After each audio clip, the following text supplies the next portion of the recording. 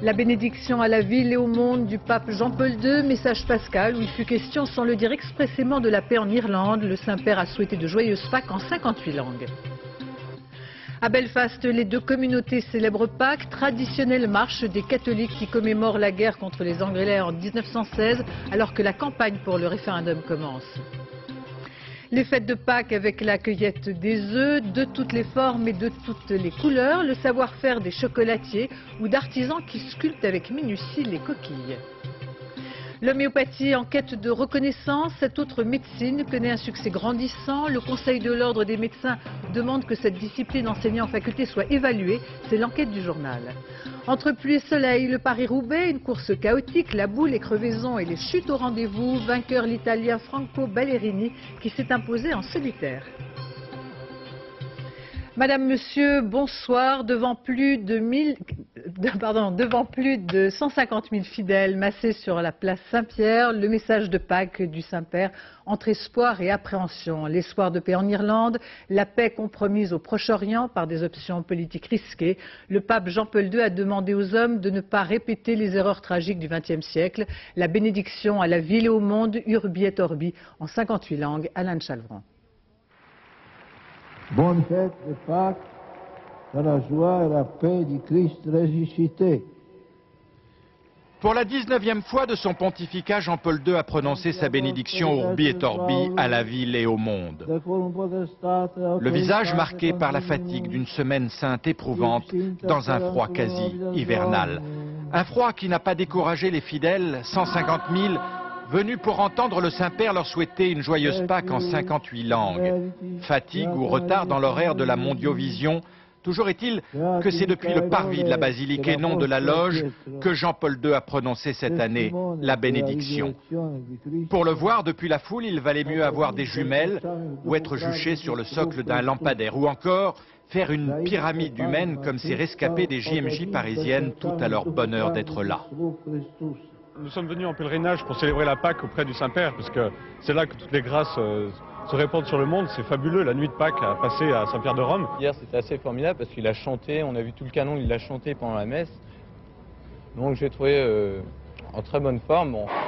Plus discret dans la foule, plus recueillis aussi quelques Irlandais, pour lesquels cette Pâques est toute particulière, une Pâques de paix. Nous sommes à Rome pour prier, pour la paix en Irlande. Nous ne voulons plus de troubles en Irlande. Nous voulons voir la fin de tout cela. Je suis très joyeux. Je crois que c'est le fruit de toutes les prières des Irlandais, de mes compatriotes, mais de tout le monde en fait. Pour cette avant-dernière Pâques du XXe siècle, Jean-Paul II a tenu à délivrer un message empreint d'inquiétude, malgré les lueurs irlandaises. On a semé, dit-il, les germes de la mort et de nouveaux conflits pour de tristes lendemains. Fin de citation. Et le pape d'appeler l'humanité à se reprendre. À Belfast, aujourd'hui, la traditionnelle marche des catholiques qui commémore le début de la guerre en 1916 contre les Anglais. À l'évidence, cette manifestation prend ces jours-ci une couleur particulière, ambiance bon enfant et message d'espoir dans une ville habitée par le scepticisme. Laurent Boussier, Alain Locaccio. Il n'a que 3 ans, mais il assiste déjà à son 3e défilé. Il faut dire qu'en Irlande, c'est une tradition. Depuis plus d'un demi-siècle, le dimanche de Pâques, les catholiques marchent dans les rues pour commémorer le début de la guerre d'indépendance contre les Anglais en 1916. Une marche qui aujourd'hui à Belfast a pris évidemment une importance particulière. Plus de monde que les années précédentes, un dispositif policier toujours omniprésent et des messages de paix, même si pour beaucoup, l'espoir est teinté de scepticisme. Je pense que tous ceux qui sont ici espèrent la paix et que cet arrangement peut aider à y parvenir. C'est donc une bonne chose. Évidemment, il y a des extrémistes des deux côtés.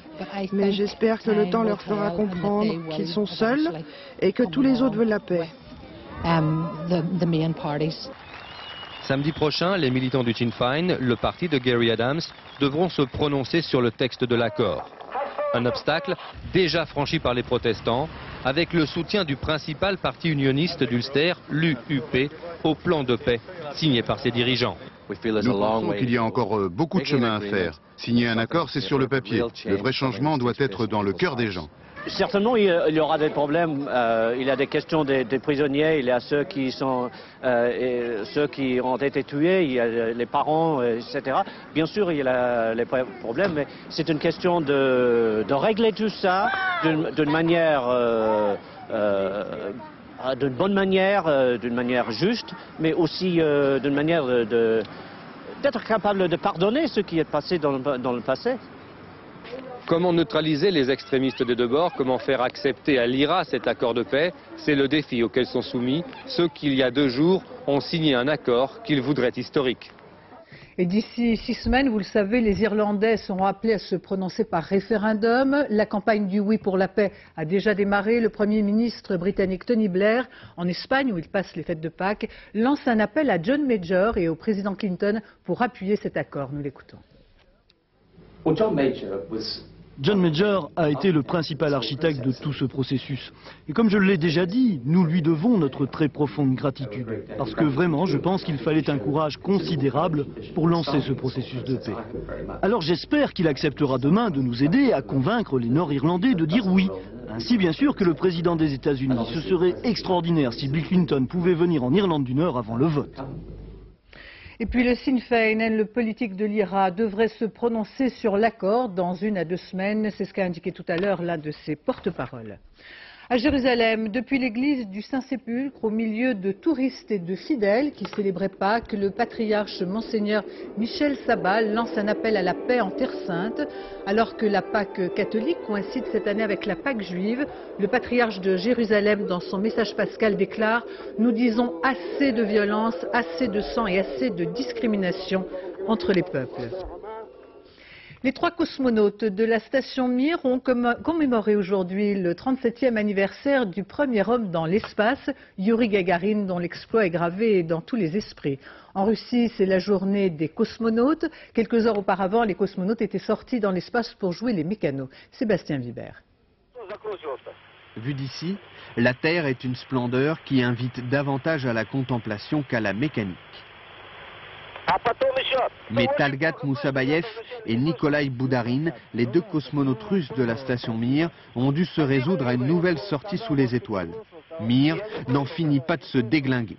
Cette fois-ci, c'est un moteur de 800 kg, indispensable pour maintenir l'orbite et capter l'énergie solaire qui est tombée en panne. Une seule solution, le jeter dans l'espace. Et voilà le travail. À l'origine, Mir ne devait rester que 5 ans en orbite, elle y est maintenant depuis 12 ans. Mais les Russes ont le sourire, c'est jour d'anniversaire. Il y a 37 ans, Youri Gagarin devenait le premier homme envoyé faire un tour dans l'espace pendant 1 heure et 48 minutes.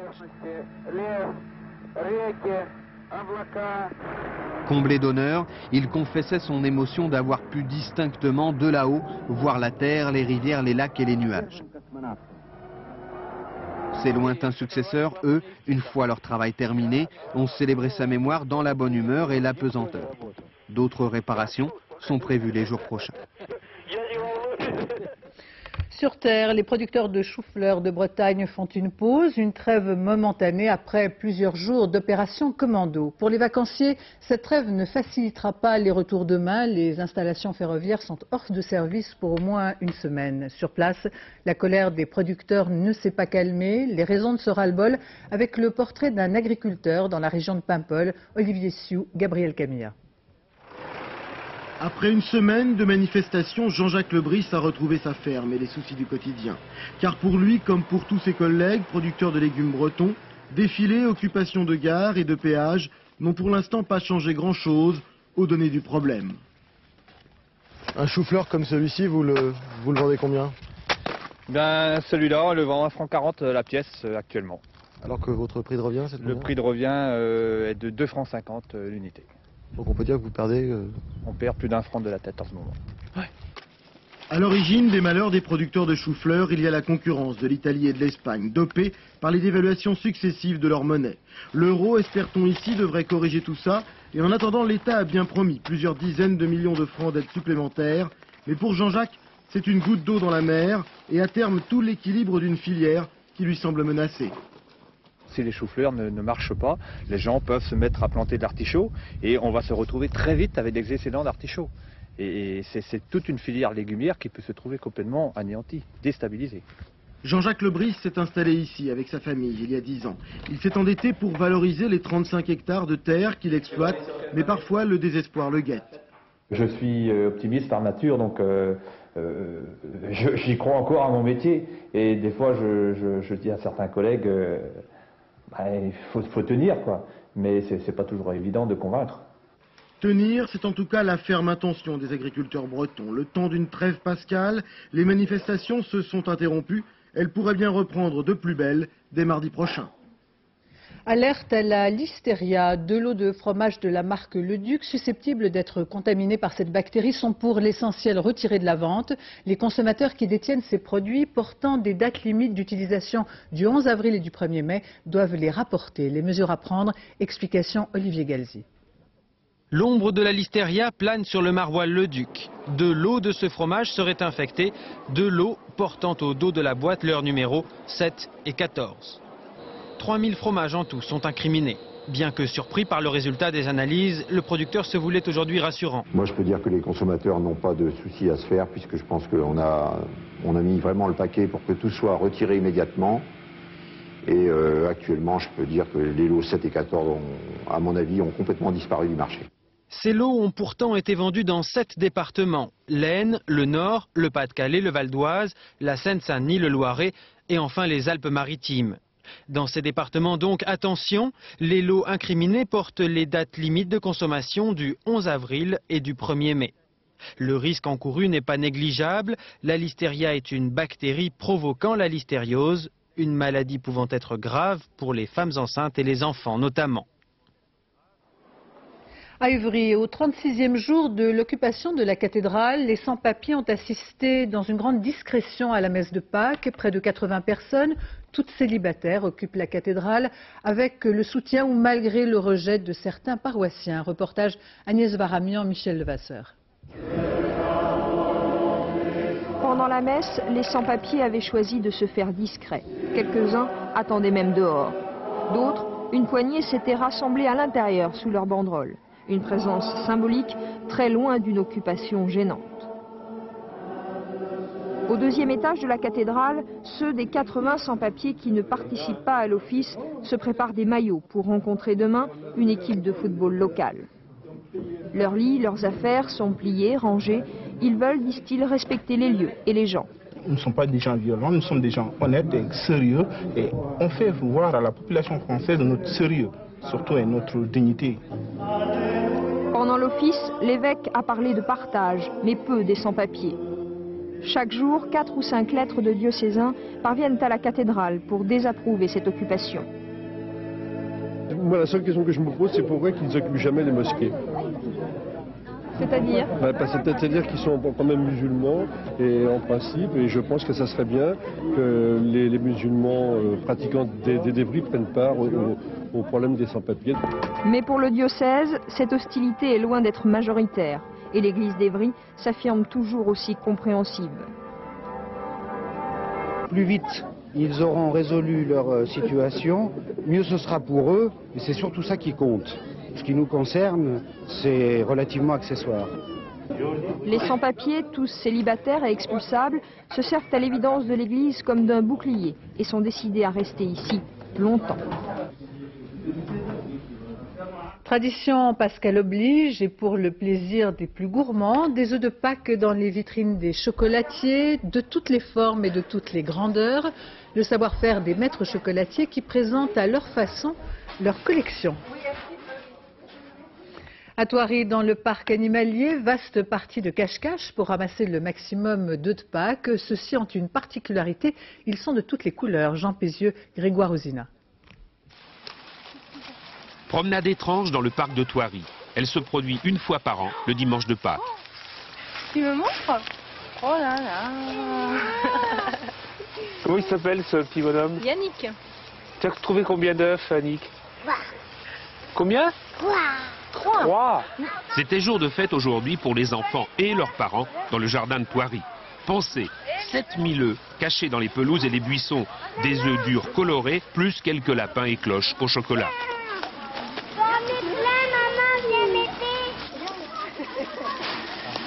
Dis donc, combien t'en as?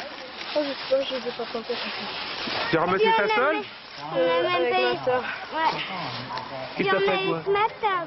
Ce matin, les œufs étaient dispersés par le personnel du parc sous la conduite du maître des lieux, le vicomte de la Panouse. Il y a 15 ans, mon épouse et moi-même, on faisait la chasse à l'œuf de Pâques pour nos enfants. Donc on s'est dit on devrait faire participer les visiteurs de cette tradition. La chasse à l'œuf dans le parc a offert aussi aux enfants l'occasion d'un autre rendez-vous. On en a profité pour voir tout le parc. Enfin, on l'avait déjà vu, mais il y a des nouveaux animaux. Les derniers arrivés, ce sont eux, des lionceaux âgés de 3 mois, nés de parents purs produits du parc.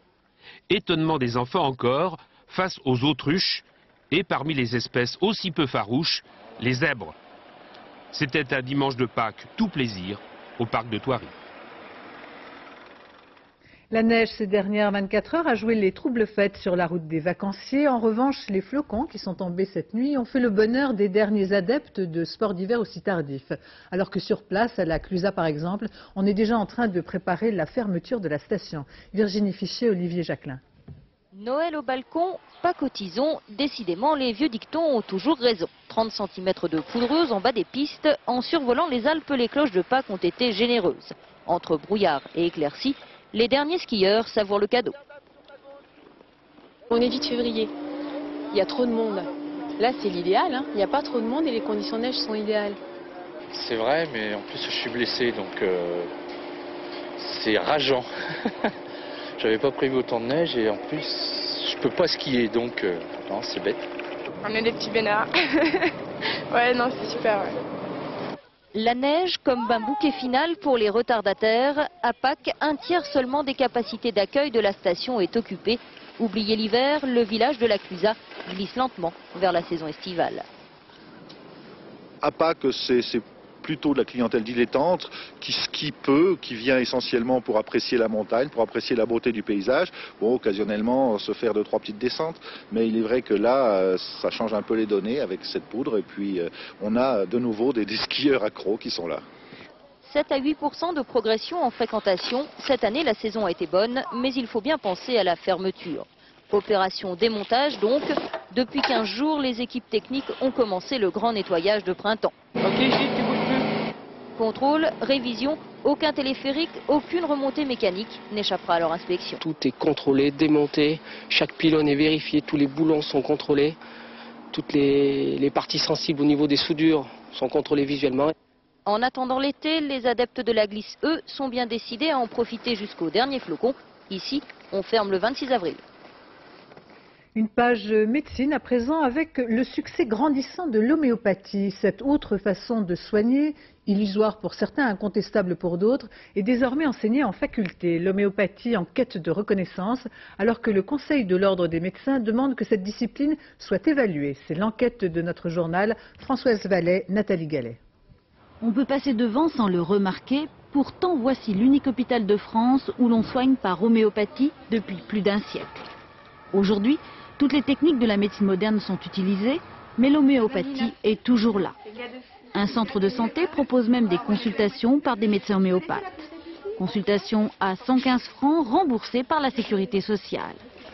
Les carnets de rendez-vous sont toujours pleins.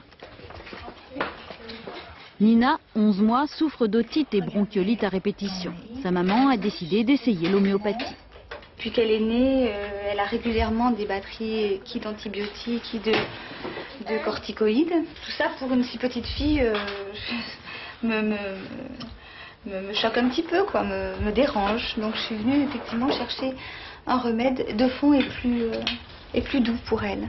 Les homéopathes disent qu'ils soignent le mal par le mal. Ils utilisent des produits parfois toxiques, mais qui par dilution successive deviennent médicaments. Pour le médecin de Nina, pas de doute, ça marche. Je suis confortée dans ma pratique par mon choix thérapeutique d'homéopathie et puis en ayant toujours une bonne formation de médecine générale à côté. Donc pour vous, ça doit être complémentaire? Un médecin, on est avant tout médecin. Pendant longtemps, l'homéopathie a été marginalisée, combattue par le corps médical. Même si on l'enseigne aujourd'hui dans certaines facultés, elle n'est pas considérée comme une spécialité. Mais de plus en plus de jeunes médecins s'intéressent à cette pratique. Ça apporte autre chose, une autre manière de traiter, de soigner, de soulager, d'avoir une approche plus globale de la personne. Mais actuellement, la qualité de cette formation n'est pas contrôlée. En clair, si certains médecins, comme ici à Saint-Jacques, suivent des cours pendant 3 ans, d'autres sont formés en 3 week-ends. Et tous apposeront homéopathe sur leur plaque. C'est ce que dénonce le Conseil de l'Ordre. Il demande plus de rigueur sans pour autant cautionner la discipline. On n'a pas à se prononcer sur l'opportunité ou non de la méthode, sur son intérêt ou non. On se prononce, nous, sur le fait qu'on souhaiterait que les médecins, être sûrs que les médecins qui la pratiquent dans des conditions déontologiques, c'est-à-dire qu'ils soient bien formés, qu'ils la pratiquent bien et qu'ils respectent tous les articles du Code, en particulier certains qui concernent les thérapeutiques qui font courir un risque injustifié compte tenu de certaines maladies. Parce que l'homéopathie a ses limites, l'Ordre demande aux autorités de l'évaluer. Aujourd'hui, son efficacité n'est pas scientifiquement prouvée.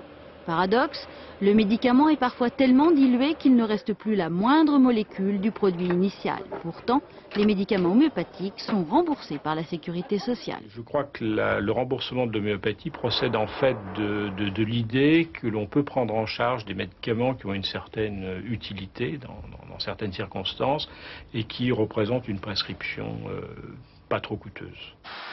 On ne sait pas comment ça marche, mais on sait qu'il existe un marché.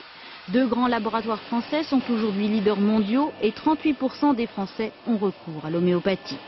Fini la guerre entre médecine classique et homéopathie? Pas sûr. Mais la forte demande des patients a créé de fait une sorte de cessez-le-feu. À Pékin, pour la 2e journée consécutive, des pourparlers se sont engagés entre la Corée du Nord et la Corée du Sud. La famine au cœur des discussions puisque la Corée du Nord appelle à l'aide Séoul pour une aide urgente. En effet, la pénurie alimentaire touche l'ensemble de la population. Reportage Isabelle Béchler et Tristan Lebras. Dandong est une des portes chinoises de la Corée du Nord. Elle est modeste, son industrie discrète, mais semble une ville en plein boom par rapport à l'indigence absolue de l'autre rive. Même le Mao de Dandong tourne le dos à Pyongyang. Seule bouffée d'oxygène pour la petite dictature, un train par jour et le pont qui apporte denrées humanitaires et marchandises à troquer. Désormais, les routiers chinois doivent emporter leurs gamelles car on ne trouve plus rien en Corée du Nord. Les gosses, ils nous font vraiment pitié. On voit bien qu'ils ne mangent pas à leur faim. Ils nous attendent toujours de l'autre côté du pont pour nous demander nos restes. Ils ont vraiment faim. Par exemple, on transporte une matière première pour le savon. C'est immangeable, un produit industriel. Mais les gosses se jettent dessus parce que ça contient du beurre. Même si elle voulait donner le change, la Corée du Nord ne le pourrait pas à cette frontière. Pas une de ces rares cheminées d'usines ne fume, pas la moindre trace d'activité à part un vague transbordement ça et là. Juste l'hiver le plus nu et le plus lugubre. Il semble même que de plus en plus de Coréens désespérés se réfugient dans la clandestinité de familles coréennes de Chine, car leur État n'a plus rien à distribuer. La ration quotidienne par tête n'atteint pas 300 grammes de riz, juste de quoi survivre, pas de quoi alimenter la croissance d'un enfant. C'est à se demander comment ces petits en sursis trouveraient l'énergie de chanter les odes patriotiques qu'on leur martèle. Et c'est dans les crèches et les écoles que les enfants seraient encore le mieux nourris. Seul privilégié, l'armée, qui rend hommage régulièrement à Kim Jong-il, le fils du défunt dictateur. Une armée toujours prête à en découdre avec le Sud et avec tout l'Occident d'ailleurs. Une armée enquistée dans la guerre froide. Voilà pour l'actualité à l'étranger. En France, les plus petites salles de cinéma de France accueillent la super production de James Cameron, le Titanic à l'assaut du cinéma itinérant. Ici, en Lorraine, comme dans d'autres villages, l'enthousiasme ne faiblit pas, même si les conditions de diffusion ne ressemblent pas aux écrans géants des grandes villes. Jérôme Soulard. Corcieux, ses 1700 habitants habituellement tranquilles, entraînés à leur tour dans cette drôle d'histoire. 86 ans après, plus de 17 millions de personnes ont chaviré avec la folie Titanic. Un naufrage annoncé? qui a pourtant brisé la solitude du vieux cinéma paroissial de ce village vosgien.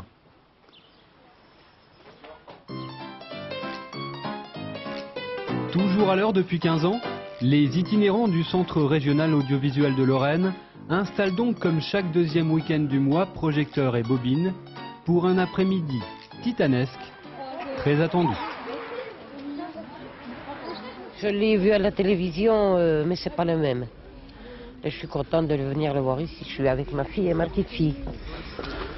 Oh, pareil, je l'ai vu au cinéma, mais bon, oui. Le plaisir de le revoir. Pourquoi le Titanic en particulier? Ils en ont tellement parlé, on va voir ce que c'est. Alain, lui, ne boude pas son plaisir. Multiplication des séances aux quatre coins de ce département rural. 2000 tickets vendus cette semaine, record battu depuis l'été meurtrier en 1983. On n'avait plus vu ça. C'est exact qu'on bat des records d'entrée, comme toutes les salles en France, c'est vrai, et ça se répercute aussi dans le cinéma itinérant et dans les villages où on fait des projections. C'est vraiment un engouement, même sur Corcieux, où il n'y a que 1700 personnes, mais on voit là que cet après-midi, il y a plus de 10% de la population qui est présente. Le naufrage du Titanic au secours du cinéma itinérant des campagnes et de la vie associative des villages qui fait enfin recette. 2 séances prévues aujourd'hui contre une seule habituellement. Avec Titanic, la salle du cinéma paroissial de Corcieux retrouve ainsi toute sa lumière qui fait la magie du 7e art. À Berck-sur-Plage, dans le Pas-de-Calais, des dizaines de milliers de spectateurs pour assister aux rencontres internationales de cerfs-volants. Le plaisir d'apprendre, de s'initier ou tout simplement de regarder ces immenses oiseaux de papier pilotés en équipe ou en solo. Marianne Mas, Patrick Wurstorm.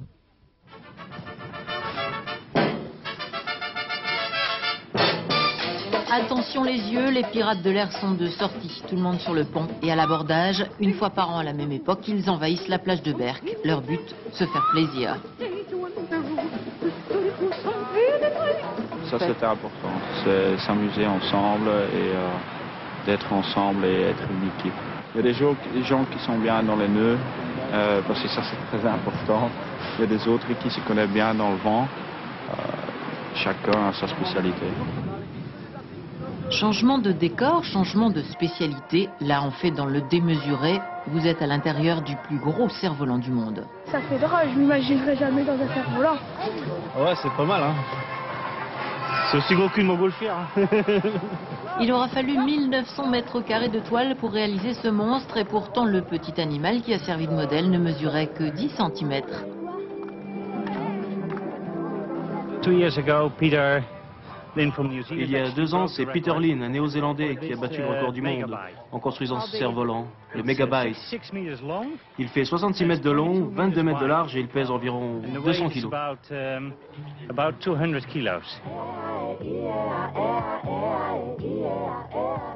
À l'heure où le soleil se voile sur Berck, quelques arcs-en-ciel sont encore visibles. Tout dépend de là où l'on se place, le spectacle ne sera pas le même et c'est tout le charme du cerf-volant.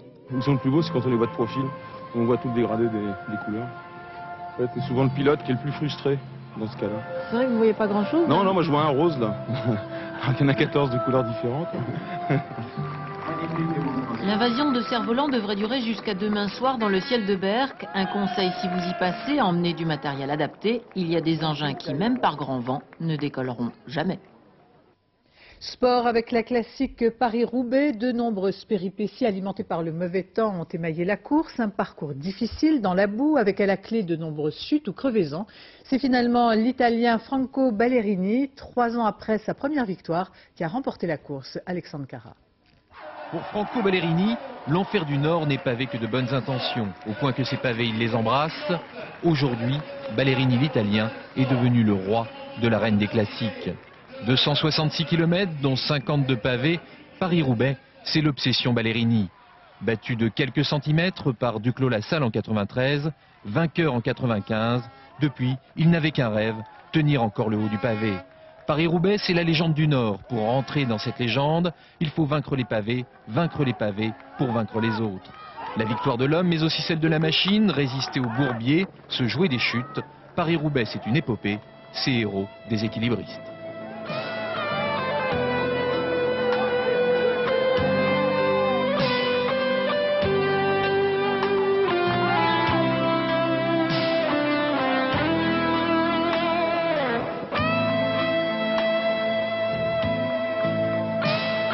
Sortir de la tranchée de Waller-Sarambert en tête, c'est souvent prendre une sérieuse option sur la victoire. Pourtant, rapidement, Laurent Desbiens et Francis Moreau s'inclinent et rentrent dans le rang. Un moment, on espère en la chance de Frédéric Moncassin. Mais finalement, c'est l'homme de la Mapei, Franco Ballerini, qui fait la différence.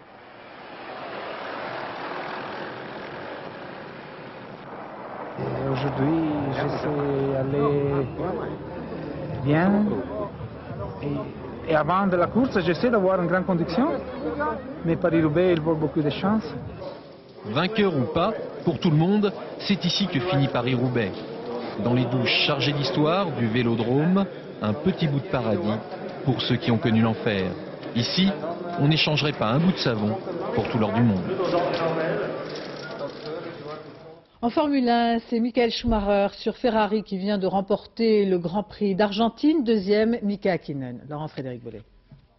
Le moins que l'on attende d'un Grand Prix, c'est qu'il puisse démarrer en fanfare. Veut exaucer à Buenos Aires pour ce Grand Prix d'Argentine. Dès le début, le peloton est comme pris d'un grain de folie.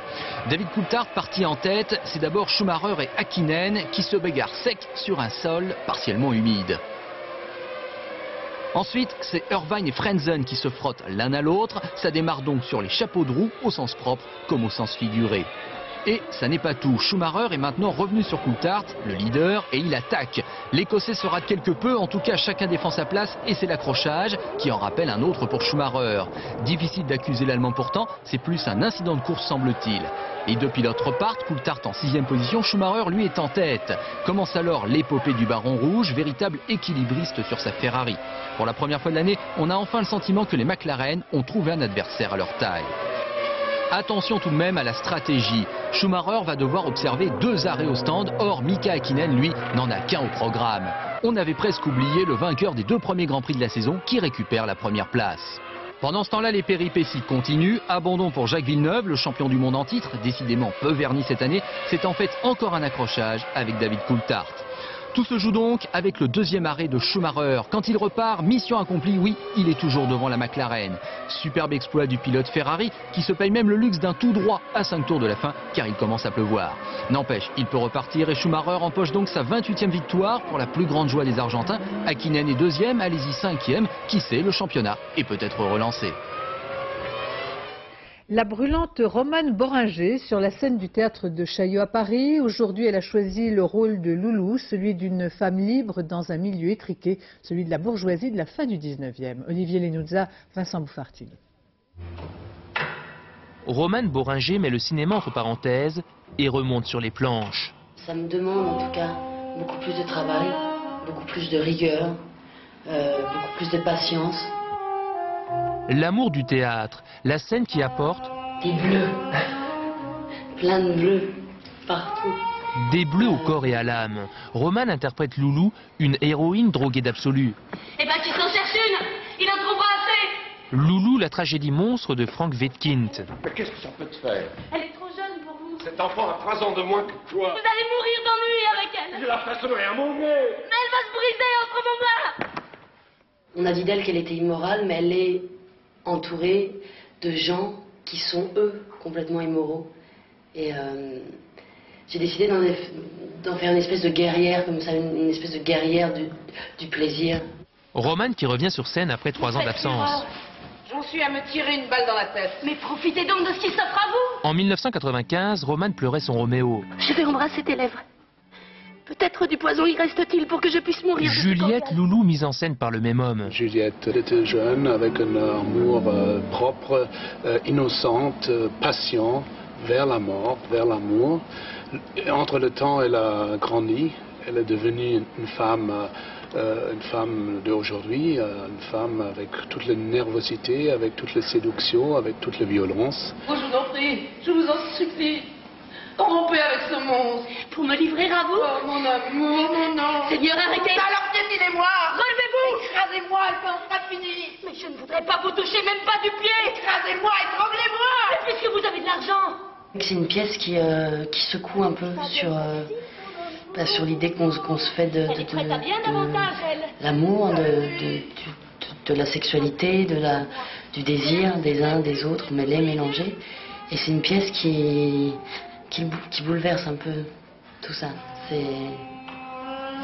quand même fragile, enfin, c'est extrême. Loulou, un monde cynique éclairé par la soif de vivre d'une jeune femme fière de ses désirs.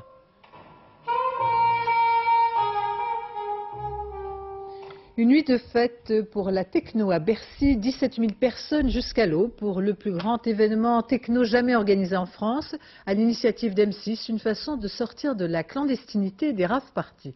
Diego Garcia, Clémence Eugel. Bienvenue dans l'univers de la techno. Les ailes de la liberté pour 17 000 jeunes réunis à Bercy. La techno ne fait plus peur, c'est la fin du ghetto. Ils attendent cela depuis 10 ans. Aujourd'hui, c'est une première dans le sens où c'est vraiment une rêve officielle. Et ce qui se passe, c'est que ça fait longtemps qu'on attendait ça par rapport à d'autres pays comme l'Allemagne, comme la Belgique ou la Suisse. C'est la première fois qu'on vient dans une soirée techno. Et est-ce qu'à partir de cette première fois, vous pensez revenir dans ce genre de soirée? C'est bien, tout le monde s'éclate. Une soirée où tout est fait pour attirer un autre public. Pour gagner leur pari, les organisateurs n'ont pas lésiné sur les moyens. 60 artistes, les plus grosses pointures du monde entier. 3 pistes de danse, 250 000 watts de sono pendant 10 heures non-stop. Ecstasy prohibée, sécurité respectée, tout le monde n'apprécie pas. On a beaucoup moins de liberté. On peut pas venir avec tout ce qu'on veut. Moi, je viens avec des affaires jonglage, j'ai pas pu rentrer. On a été à Zurich, à Vienne, à Berne. C'est complètement différent. En Suisse, franchement, en Suisse, c'est moins grand. Il y a moins de monde, mais il y a des meilleurs DJ, il y a plusieurs salles, il y a plusieurs styles de musique, c'est mieux quoi. Malgré quelques fausses notes, une soirée réussie pour ce phénomène de société qu'est devenu la techno. Prochain grand rendez-vous en septembre. Une méga top super parade techno. C'est la fin de ce journal. Je vous en rappelle les principaux titres. La bénédiction à la ville et au monde du pape Jean-Paul II. Message pascal où il fut question, sans le dire expressément, de la paix en Irlande. Le Saint-Père a souhaité de joyeuses Pâques en 58 langues. Entre pluie et soleil, le Paris-Roubaix, une course chaotique, la boule, les crevaisons et les chutes au rendez-vous. Vainqueur l'Italien Franco Ballerini qui s'est imposé en solitaire. Dans un instant, la météo Isabelle Martinet, toujours maussade et frais. Demain à 7h50 dans les 4 vérités, Françoise Laborde recevra Jean-Pierre Coco, curé de la paroisse Saint-André de Bebigny. À 20h, le journal Benoît Duquesne. Je vous remercie de votre attention. Excellente fin de soirée sur France 2.